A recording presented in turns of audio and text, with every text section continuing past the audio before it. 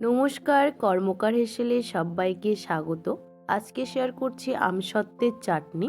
তো তার জন্য এখানে দুটো টমেটো আমি ছোট ছোট করে কেটে নিয়েছি, আর এদিকে আমসত্ত্ব, খেজুর আর কিশমিশ রেডি করে নিয়েছি। কড়াই বসিয়ে দিয়েছি। এবার কড়াইয়ে দিলাম সর্ষের তেল। তেলটা গরম হলে দিয়ে দেব একটা শুকনো লঙ্কা আর দেব সর্ষে। সর্ষে আর শুকনো লঙ্কাটা ভালো করে ভাজা হয়ে গেলে দিয়ে দেব কেটে রাখা টমেটো।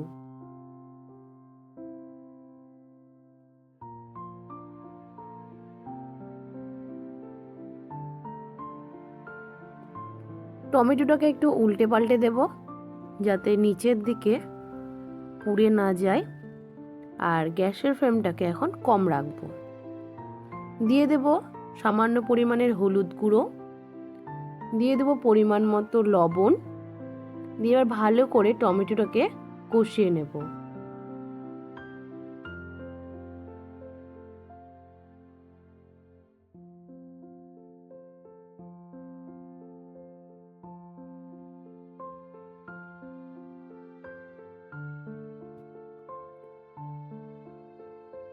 মিনিট 4-5 ধরে এভাবে আমি কষাতেই থাকবো যাতে টমেটোটা একদম নরম হয়ে যায়।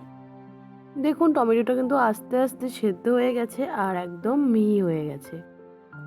যদি তোমরা পাতলা চাটনি খেতে চাও তো এই সময় একটু জল দিয়ে দেবে, আর যদি এমনটাই খেতে চাও তাহলে জল দেওয়ার কোনো প্রয়োজন নেই। তো তারপর আমি দিয়ে দিলাম চিনি। আমি যেহেতু পাতলা চাটনি করব না তার জন্য আমি জল অ্যাড করিনি। এবার চিনিটা দিয়ে ভালো করে আমি মিশিয়ে নিলাম। এবার দিয়ে দিচ্ছি আমি কিশমিশ, খেজুর আর দিলাম আমসত্ত্ব। এবার ভালো করে সবগুলোকে মিক্সড করে নিচ্ছি।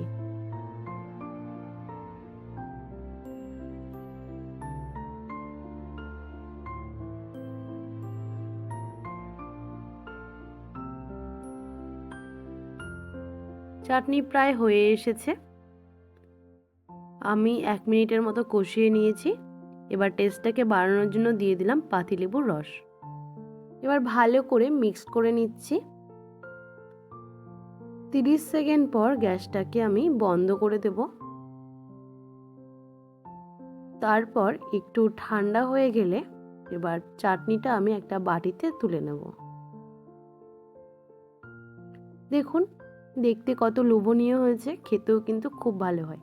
একবার হলেও বাড়িতে এইভাবে আমসত্ত্বের চাটনি বানিয়ে দেখুন, আশা করি তোমাদের খুব ভালো লাগবে। ভিডিওটা তোমাদের কেমন লাগলো অবশ্যই জানিও। ভালো লাগলে লাইক, কমেন্ট, শেয়ার করে দিও। ফেসবুকে দেখলে ফলো করে দিও, আর ইউটিউবে দেখলে আমার চ্যানেলটা সাবস্ক্রাইব করে দিও।